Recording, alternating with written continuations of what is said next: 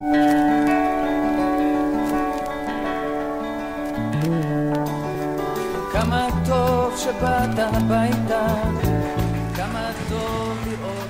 à tous, bienvenue. Une belle histoire d'Alia comme vous les aimez, c'est celle de Roland Amchalem. Bonjour Roland. Bonjour Shalom. Merci d'être venu jusqu'à nous et de vous raconter votre parcours. Alors ça fait quand même presque 30 ans que vous êtes là maintenant. Ça fait depuis l'année 92, ça fait 26 ans. 26 ans. 26. Pas encore 30, mais on est sur le chemin. Alors, vous êtes aujourd'hui sous-directeur national des impôts, on va dire ça comme ça. Vous êtes aussi prof de droit, on peut dire ça comme ça, voilà, à Herzliya également à l'université de Tel Aviv, mais pas que. On va découvrir toutes les cordes que vous avez à votre arc. Mais tout de suite, pour commencer, comme j'en ai l'habitude, pourquoi vous êtes venu en Israël seul, sans famille? Vous avez décidé un matin de venir vous installer ici. Alors, depuis l'âge de... J'ai fait mes études à l'école Yavne de Marseille. Et grâce à Zichrono Livracha, notre rabbin, Rav Yosef Cohen, qui depuis l'âge de tout petit nous enseignait comme quoi le fait que nous étions en France, c'était un accident historique de 2000 ans à cause de nos péchés de l'époque, et que la meilleure manière de régler le problème de cet accident, c'est de rentrer à la maison. Et aussi les tfilotes qu'on faisait quand j'étais petit, je me rappelle au primaire, on ouvre un sidour, on parle de Yerushalayim, Israël, et très, très rapidement j'ai posé la question à mes parents, si nous prions en direction Jérusalem, pourquoi nous sommes à Marseille? Que faisons-nous à Marseille encore, alors qu'il y a l'État d'Israël? Vous étiez religieux déjà? Religieux, oui, ouais. Religieux. Mes parents, mon père qui est d'origine algérienne, ma mère d'origine marocaine. Nous avions une maison religieuse, Shomer Shabbat, Kashrut. Donc cette anomalie du fait que nous sommes juifs en galoute, il faut l'arrêter. Et donc j'ai pris une décision à l'âge de 10-11 ans. J'ai dit que dès que j'ai les moyens, les meilleurs moyens de faire ma aliyah, je la fais. Donc partir en plein milieu de l'école, c'est un peu compliqué. Donc j'ai pris une décision. À 11-12 ans aussi. C'est compliqué, tout seul. Donc j'ai pris une décision, dès que je finis mon bac, Bezrat Hashem Batzlacha, je fais ma aliyah. C'est ce que vous avez fait. Et ma valise était prête depuis l'âge de 13-14 ans. Bon, à chaque fois, je changeais les habits parce que je grandissais de taille. Mais à la fin, la valise était prête pour partir. C'était vraiment une idée fixe. Idée fixe. Ouais, vraiment. Pas l'idée fixe de Astérix, mais idée fixe. Ok. Donc, bac en poche, bac C, mention bien. Vous quittez la France, vous arrivez au Technion, vous commencez à étudier. Vous étiez programmé pour poursuivre vos études, mais pourtant, ça n'a pas été le cas. Alors d'abord, en 92, pour ceux qui ont fait l'Aliyah à l'époque, c'est l'époque de la grande Aliyah de Russie, du URSS, de l'époque. Donc j'arrive dans un Merkaz Klita où tout le monde parlait que du russe, il n'y avait que du russe. Est-ce que vous avez appris le russe? Alors non, j'ai essayé d'apprendre, c'était très compliqué. J'avais apprendre l'hébreu et le russe, j'ai choisi l'hébreu. D'accord. Mais même à l'aéroport, je me rappelle à l'époque, quand je suis arrivé à l'aéroport, j'atterris, ils m'ont dit, toi tu es au Lechadash, tu sors pas direct, il faut aller à Merkaz Klita pour avoir le Teudat Zeut, etc., etc. Et je suis arrivé là-bas, tout était écrit en russe. Et je suis arrivé au Pakid, au secrétaire du Misrad Apnim, je commence à lui parler en français, hébreu, anglais, et il me répond en russe. Il me dit non, ici on parle que du russe. Alors j'ai dit, mais je suis trompé, je suis pas arrivé à Tel Aviv, je suis arrivé à Moscou. À Moscou. Après, Baruch Hashem et Chazdei Hashem, que tous les Russes sont arrivés. Donc après ma aliyah, j'ai commencé, étant donné que j'étais en bac C, matheux, on va dire, je suis rentré au Technion. Mais là, la première anomalie, je me suis retrouvé à l'âge de 17 ans et demi au Technion avec des étudiants qui étaient après l'armée, des gens de 24, 25, 26 ans. Donc socialement, très gentils. Mais socialement, vous sentiez décalé? Décalé. Donc j'essayais moi on va dire le soir, de faire un petit peu la fête, de connaître Israël. Et eux, ils étaient déjà après l'armée. Ils étaient dans un autre état d'esprit totalement. L'état d'esprit des études. Ouais. Donc j'ai dit que si je continue, ça va être très dur pour moi pendant les 4 ans. Pas point de vue des études, mais point de vue social. Donc j'ai dit, il faut que je fasse comme tout le monde. Il faut que j'arrête d'être différent des autres. Et là, j'ai pris la décision d'arrêter mes études et de rentrer à l'armée. Ok. Alors, qu'est-ce que vous avez fait à l'armée? Alors, à l'armée, à la base, j'étais à Golani. J'avais un petit pépin dans l'œil, un petit accident dans l'œil. Donc, mon profil militaire a descendu de 97 à 45. C'était une catastrophe pour moi. Mais là, l'armée a été très gentille avec moi en tant que Khayal Boded, en tant que soldat sans ses parents en Israël, un mitrash Voubi. Ils vous ont pas laissé tomber? Non. Et ils ont été très gentils avec moi. Et on a trouvé un job qui était adéquat à mes capacités. Donc, j'ai été muté à Eilat, la ville des vacances, en tant que soldat, dans une unité qui était responsable de la garde des frontières de Eilat, la frontière jordanienne de l'époque, Aqaba, à l'époque où on a eu commencé les traités de paix avec la Jordanie. Ok, alors vous êtes plus dans cette unité, vous avez fait votre service pendant 2 ans, et puis vous êtes resté, vous êtes installé à Eilat. C'était chouette cette ville? Ah, en tant que... Quand on a 20 ans, j'imagine. C'est très, très, très sympathique d'habiter à Eilat, de travailler à Eilat, travailler à l'hôtellerie. La plupart des habitants de Eilat travaillent dans l'hôtellerie. C'est un salaire assez haut à l'époque. Et puis, on grimpe rapidement dans l'échelon de... Vous étiez dans l'hôtellerie, mais dans tout ce qui concerne la sécurité. La sécurité de l'hôtel. Il faut savoir qu'à Eilat, en Israël, le département de la sécurité dans un hôtel, c'est un département qui a beaucoup de responsabilités, à part la sécurité des employés et des invités, sécurité point de vue Dieu nous en préserve, incendie, etc., etc. Il y a aussi sécurité point de vue vol, sécurité point de vue terrorisme, et aussi tout ce qui est mishmat ovdim, la discipline des employés dans un hôtel, que les employés se comportent comme il faut dans l'hôtel. Donc chaque employé qui est accepté dans un hôtel, en tant que nouvel employé, passe aussi un interview chez le Ktin Bitachon, chez le responsable de la sécurité.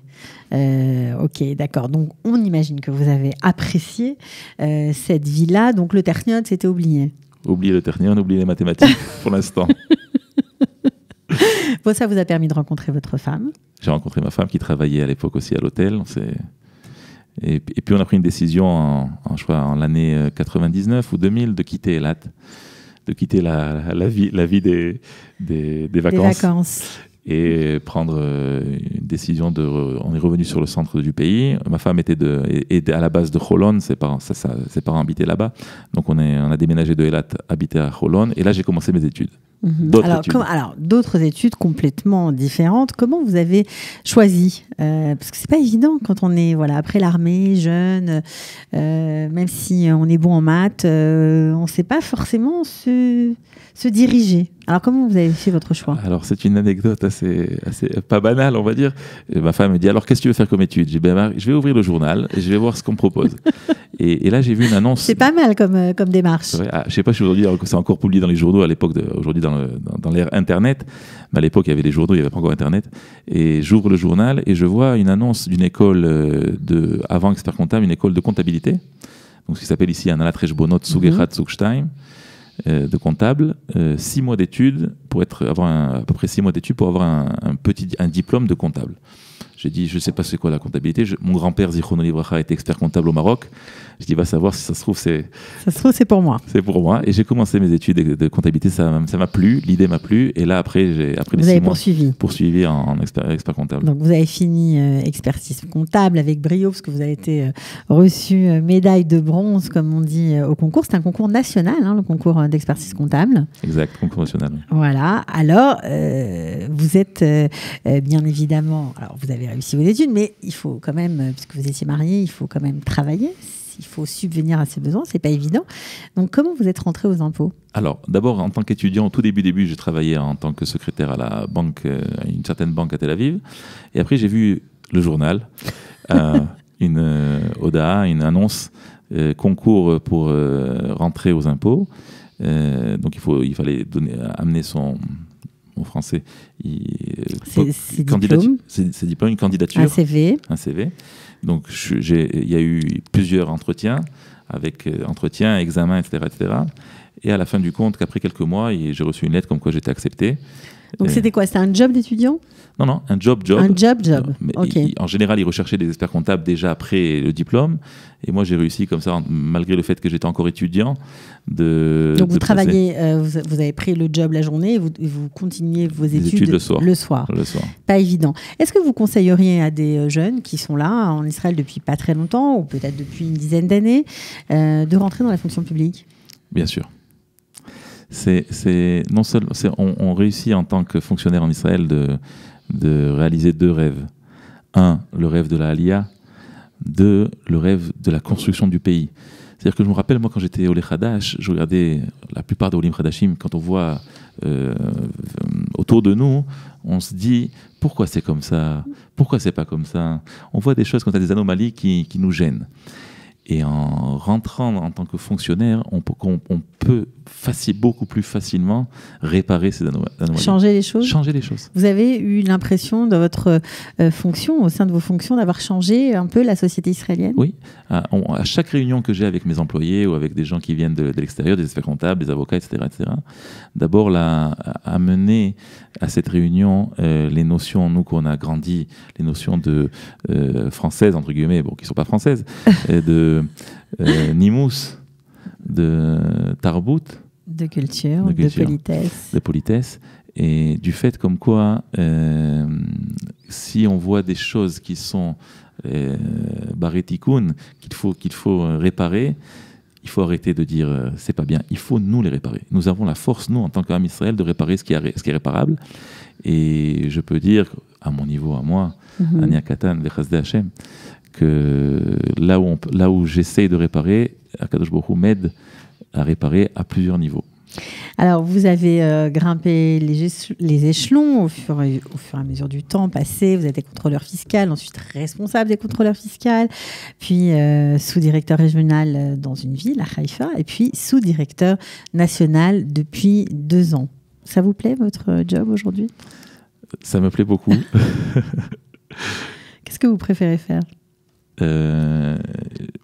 C'est-à-dire que la force, en général, que l'autorité des impôts a, peu importe sur... En général, c'est pas super sexy. Quand on dit qu'on travaille aux impôts, c'est un peu... C'est un job un petit peu, on va dire, méchant, entre guillemets, à la base, parce que ceux qui ne payent pas, il faut aller les voir et il faut leur dire qu'il faut payer.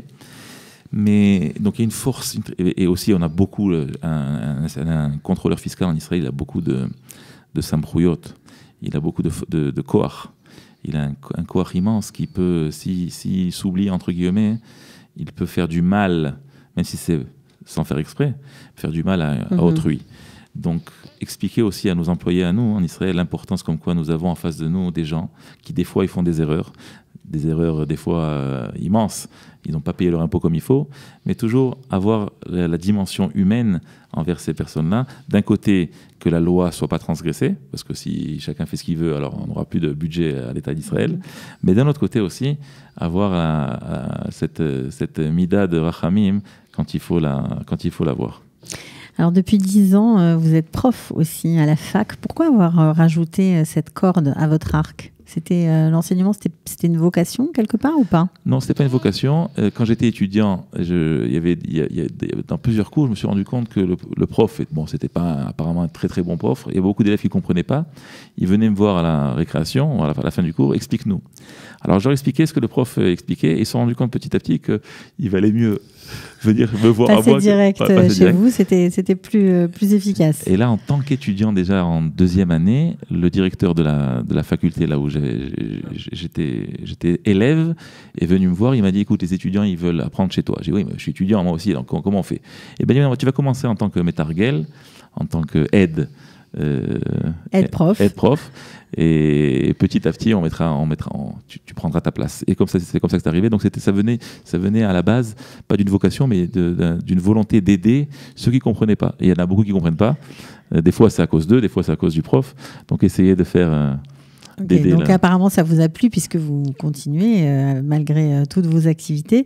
Et puis depuis 4 ans, sur la demande d'un ami, on va dire d'un copain, c'est parti comme ça, vous organisez des cours de Torah dans la ville où vous habitez, à Modine, où d'ailleurs il y a beaucoup de francophones. Modine, c'est une ville qui devient petit à petit francophone. Il y a plusieurs quartiers avec beaucoup de francophones. Baruch Hashem, on a aujourd'hui notre quartier à nous qui s'appelle le quartier de Avnechen, il s'appelle le quartier de Kaiser. On a une Keila où il y a beaucoup de francophones. C'est une Keila qui reçoit ces dernières années beaucoup de Olim Chadashim, des familles Olim Chadashim, qui grâce au fait il y a un noyau francophone, ça aide aussi au début. Et puis, ça aide à s'intégrer, à se sentir mieux ici. Exactement. Ouais, pas seul, et la différence de mentalité, expliquer que... Et je crois que l'une des choses les plus importantes à un Olé Chadash à comprendre rapidement quand il voit la différence de mentalité, c'est d'arrêter de critiquer et de passer à l'acte. C'est toi, tu as la possibilité de changer ici ce qui se passe. Donc c'est ce que vous employez à faire chaque semaine, puisque vous donnez des cours de Torah cette fois. Alors là, on est passé dans une autre phase de votre personnalité, en français et en hébreu. 2 groupes, un groupe le dimanche soir en français, c'est le jour du dimanche, le jour du Seigneur, et le mercredi soir en hébreu. Ce sont 2 cours qui sont donnés dans une maison, à chaque fois une autre maison qui invite le cours. Et Baruch Hashem, Ken Yirbu. Ok. Bon, en tout cas, on était ravis, Roland Shalem, de passer un moment avec vous, de faire le tour de votre parcours. Vous n'êtes pas tellement attardé sur les difficultés. On avait l'impression que pour vous, ça a roulé comme sur des roulettes. Pourtant, vous ne parliez pas l'hébreu lorsque vous êtes arrivé. Vous avez dû quand même cravacher dur, avouez-le. C'était dur au début. Je me rappelle que...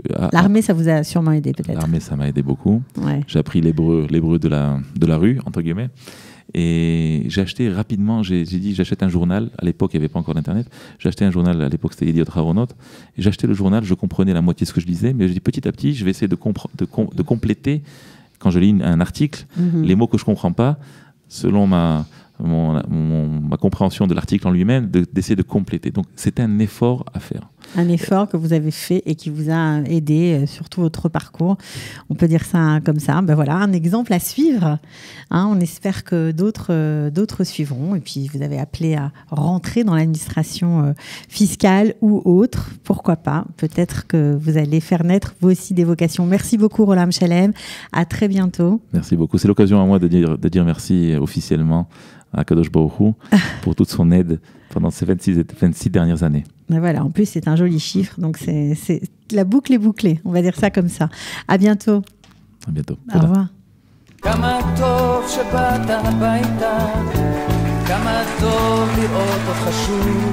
Ils ont relevé le défi de l'Alia. Studio Kalita vous raconte leur histoire. Alia Story, c'est vous, c'est nous.